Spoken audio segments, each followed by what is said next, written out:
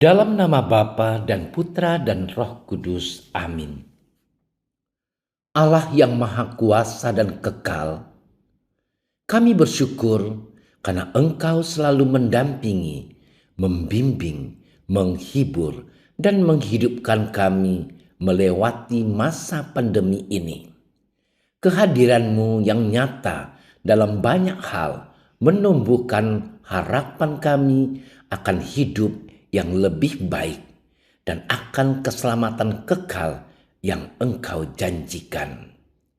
Semoga bacaan-bacaan dan renungan yang akan kami dengarkan saat ini menguatkan harapan dan iman kami akan Dikau, agar kami dapat menata kembali kehidupan kami seturut kehendak-Mu. Engkaulah Tuhan dan penyelamat kami kini dan untuk selama-lamanya. Amin.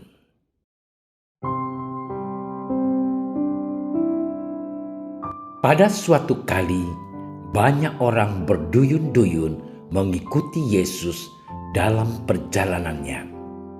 Sambil berpaling, ia berkata kepada mereka, "Jikalau seorang datang kepadaku, dan ia tidak membenci bapaknya, ibunya, istrinya, anak-anaknya, saudara-saudaranya laki-laki atau perempuan, bahkan nyawanya sendiri, ia tidak dapat menjadi muridku. Barang siapa tidak memikul salibnya dan mengikut aku, ia tidak dapat menjadi muridku. Sebab siapakah di antara kamu yang kalau mau mendirikan sebuah menara, tidak duduk dahulu membuat anggaran biayanya, kalau cukup uangnya untuk menyelesaikan pekerjaan itu, supaya jikalau ia sudah meletakkan dasarnya dan tidak dapat menyelesaikannya, jangan-jangan semua orang yang melihatnya mengejek dia sambil berkata, 'Orang itu mulai mendirikan, tetapi ia tidak sanggup menyelesaikannya.' Atau raja manakah yang kalau mau pergi berperang melawan raja lain, tidak duduk dahulu untuk mempertimbangkan apakah dengan 10.000 orang ia sanggup menghadapi lawan yang mendatanginya dengan 20.000 orang? Jikalau tidak, ia akan mengirim utusan selama musuh itu masih jauh untuk menanyakan syarat-syarat perdamaian. Demikian pula lah tiap-tiap orang di antara kamu yang tidak melepaskan dirinya dari segala miliknya tidak dapat menjadi muridku." Demikianlah sabda Tuhan.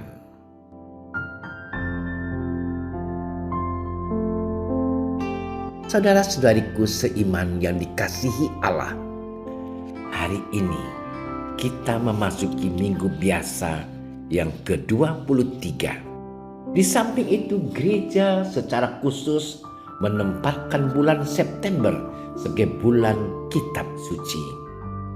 Pada Minggu Kitab Suci Nasional ini, gereja menawarkan tema besar, yakni Tuhan Sumber Harapan Hidup Baru.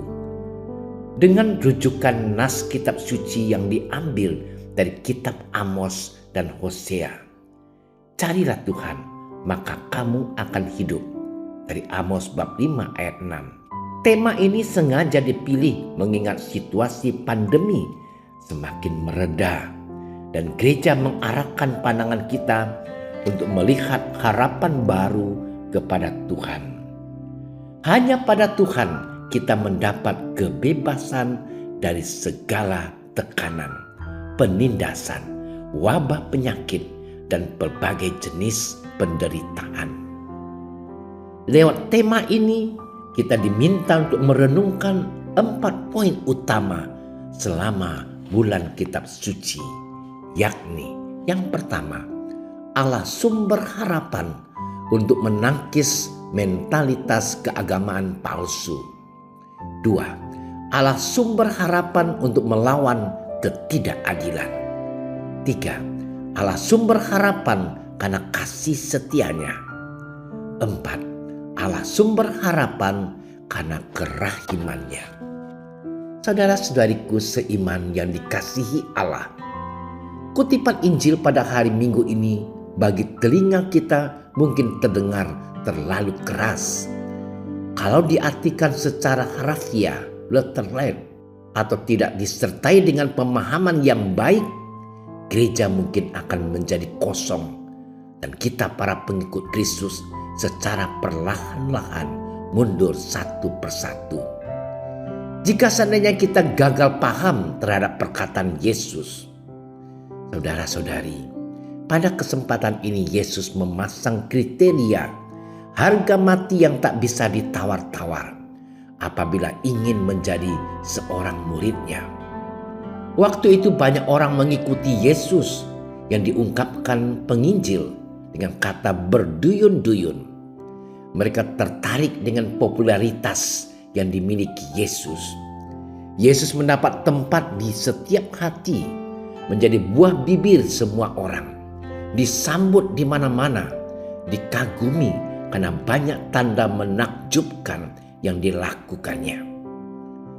Orang banyak itu tertarik karena ada motivasi tersembunyi. Siapa tahu kecipratan sesuatu dari kebesaran nama Yesus.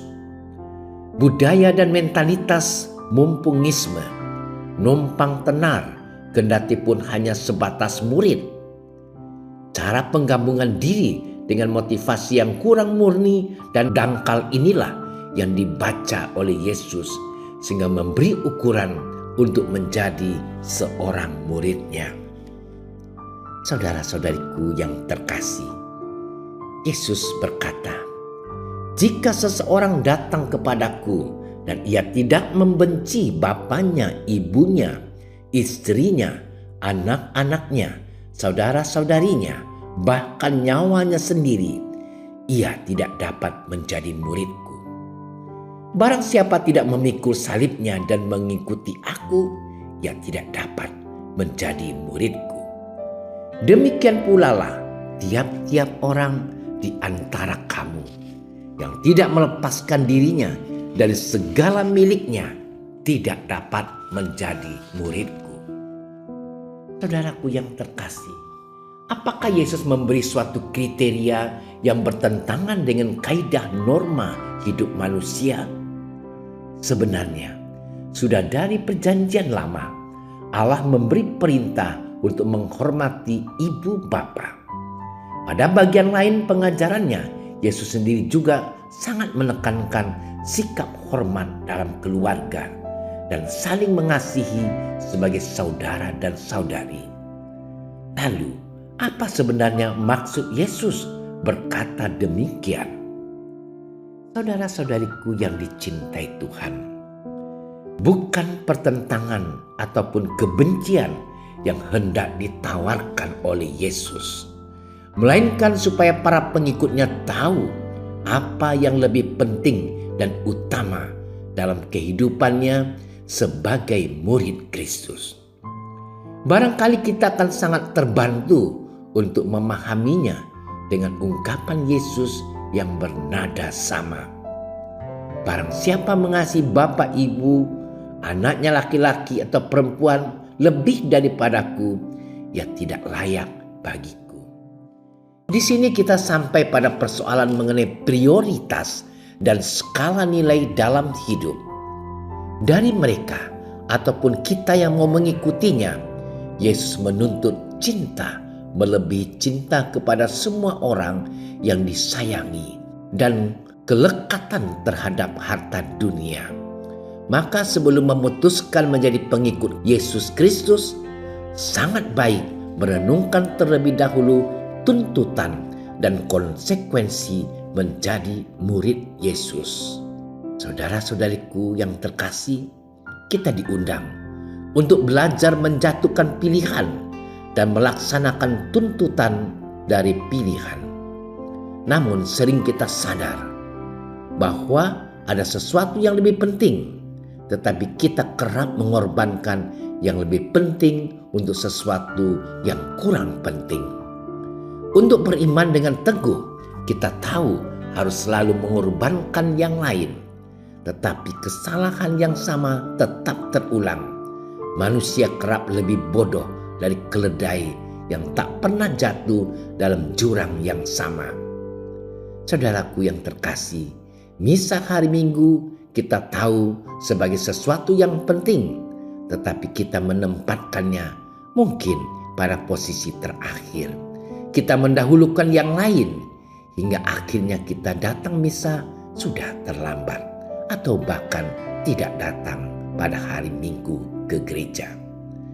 Saudara-saudariku yang terkasih, memilih dan memutuskan menjadi pengikut Kristus yang sejati memang bukanlah perkara sederhana.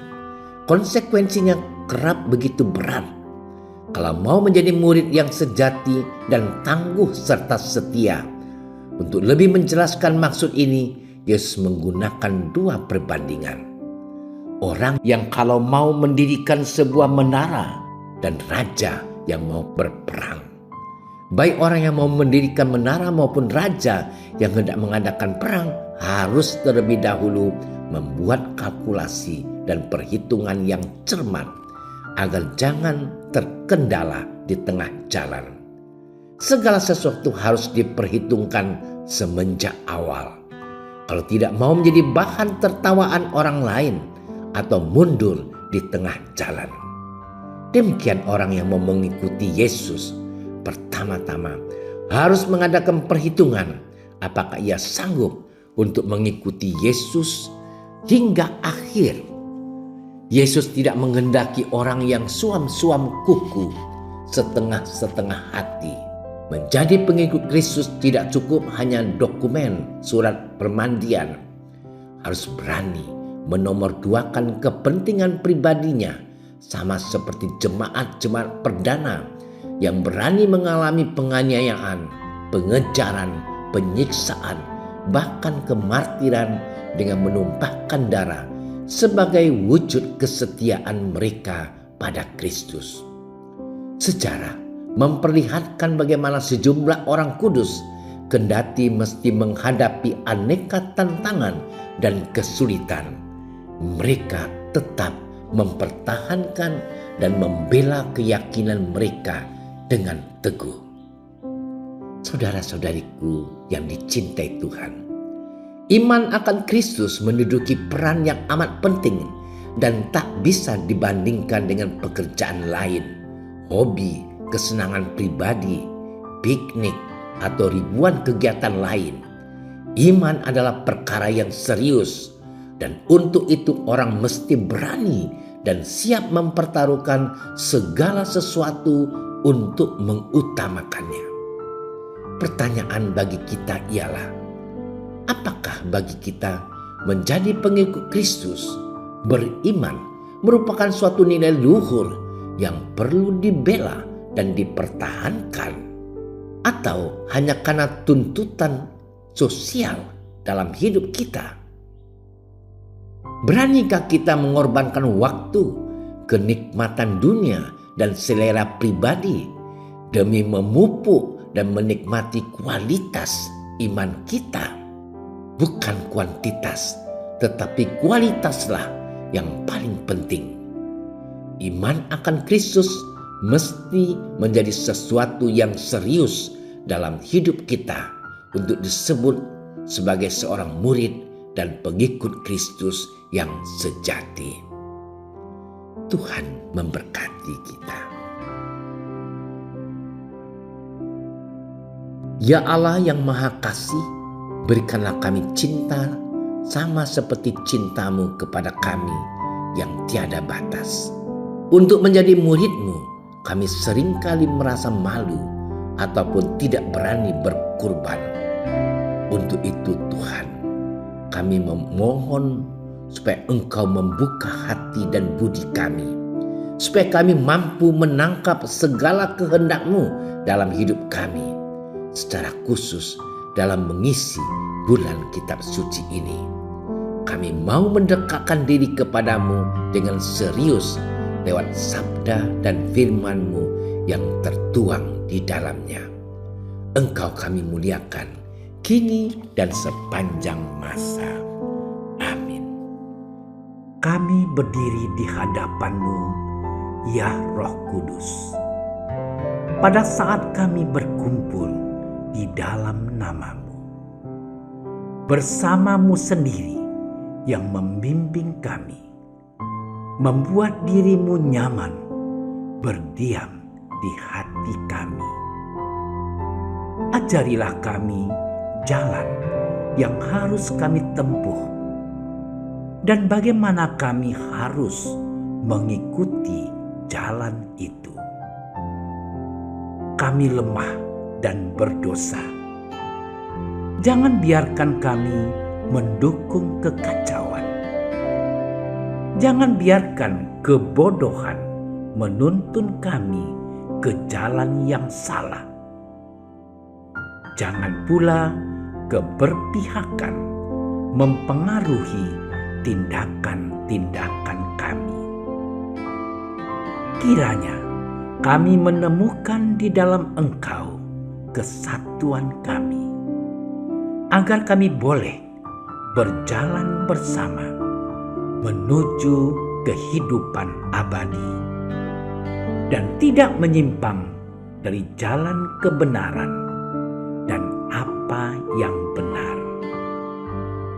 Semua ini kami mohon kepadamu yang berkarya di setiap tempat dan waktu dalam persekutuan dengan Bapa dan Putra untuk selama-lamanya.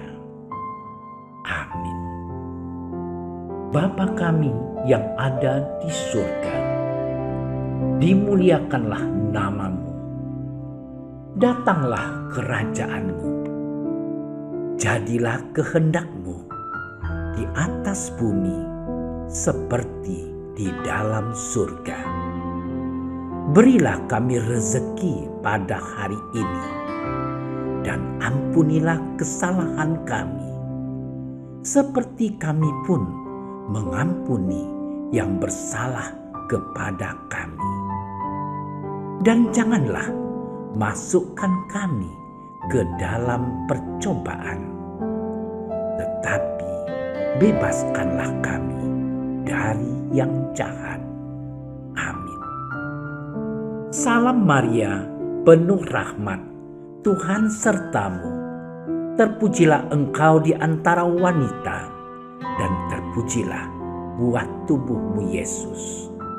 Santa Maria, Bunda Allah, doakanlah kami yang berdosa ini, sekarang dan waktu kami mati. Amin. Kemuliaan kepada Bapa dan Putra dan Roh Kudus, seperti pada permulaan, sekarang, selalu, dan sepanjang segala masa. Amin. Dalam nama Bapa dan Putra dan Roh Kudus. Amin. Terima kasih sudah menyaksikan renungan hari ini.